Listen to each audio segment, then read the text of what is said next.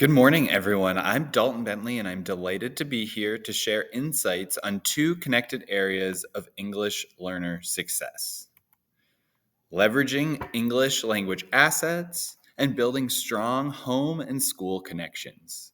When we consider our EL students, we must see how they contribute to so much linguistic and cultural knowledge into our schools. And it's our professional responsibility to honor this and actually use their strengths to foster inclusive and effective learning environments. To begin, we need to cover culturally responsive teaching. When we think about culturally responsive teaching, we should begin by engaging with cultural influences on teaching and learning. This includes the invisible rules, norms, values, and experiences that shape how students interact with content and their peers, and how they make sense of the world. For example, a student from a culture that prioritizes the collective might see group success as more important than individual achievement, which can influence their engagement in classroom activities. Part of addressing these influences is cultural competence. Cultural competence is not just being aware of different cultures, it is a commitment to self reflection and a process of developing the knowledge, skills, and attitude that enable us to effectively interact with and respond to the unique needs of diverse students. Its role in the instruction of ELs is defined as the essential framework that guides us in creating culturally responsive instruction that avoids deficient thinking and recognizes all ELs as assets. The integration of relevant cultural values and beliefs must be appropriate in the context of teaching and learning.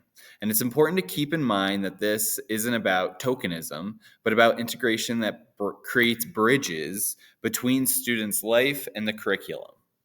For instance, if a unit discusses the government, you can integrate the student's knowledge of their home country's political and community structure as a point of reference. This will then help them share and teach their peers interesting information while also building strong connections with the content being studied in the classroom.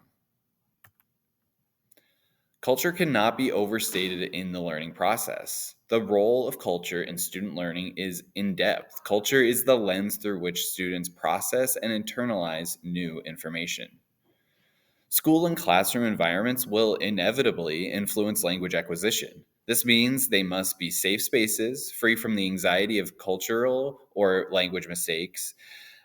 Steps to create an inclusive environment can include curriculum review, which is ensuring all students see themselves represented positively in the materials.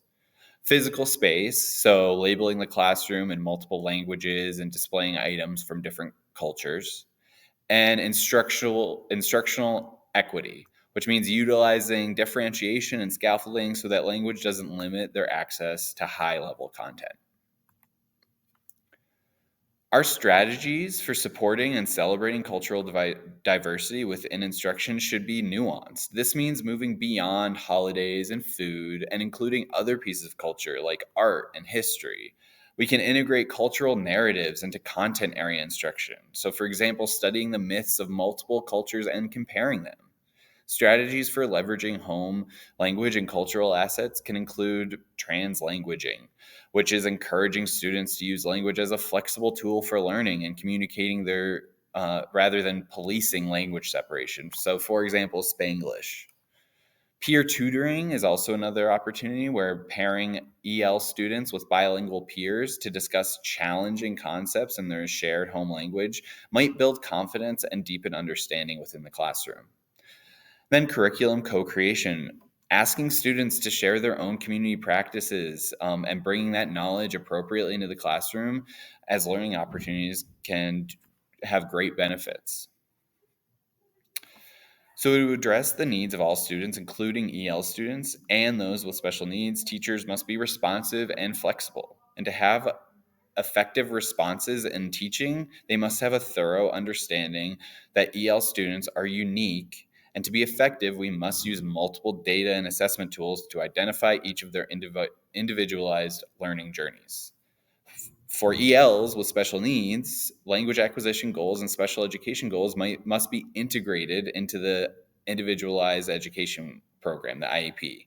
So, for example, an EL student with a writing disability may need both specialized graphic organizers and targeted language scaffolds to have access to the materials and content. Opportunities and approaches to meet the social and emotional needs of EL students are so important. These students are often navigating cultural transitions and the daily challenges of learning a new language. We must provide them with affirmation spaces, creating small group sessions where ELs can safely process their experiences and connect with each other with similar backgrounds. We must provide explicit instruction, teaching socio emotional skills like recognizing emotions and expressing needs with specific, comprehensible language scaffolds. And we must use practices, utilizing restorative strategies that align with culturally diverse students.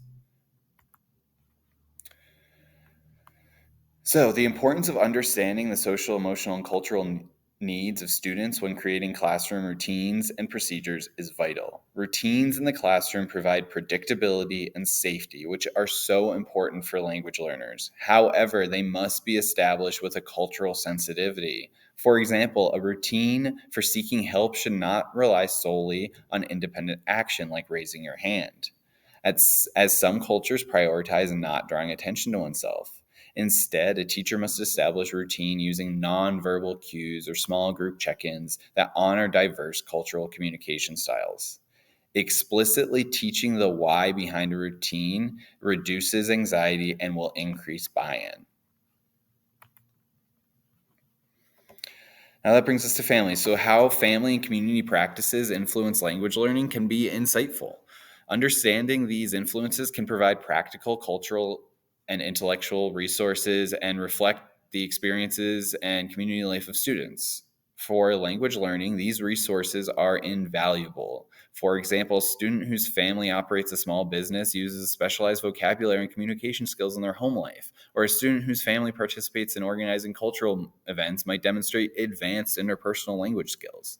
And when teachers can tap into those assets, they're not only validating the student's identity, but also providing essential context for language development.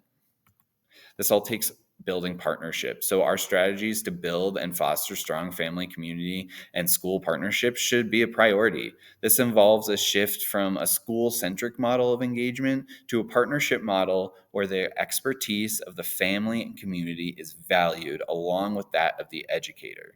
Effective family engagement practices that support and highlight the assets of home languages are going to require communication, utilizing multilingual staff and translation for all major communication, ensuring the family understands everything from report cards to permission slips.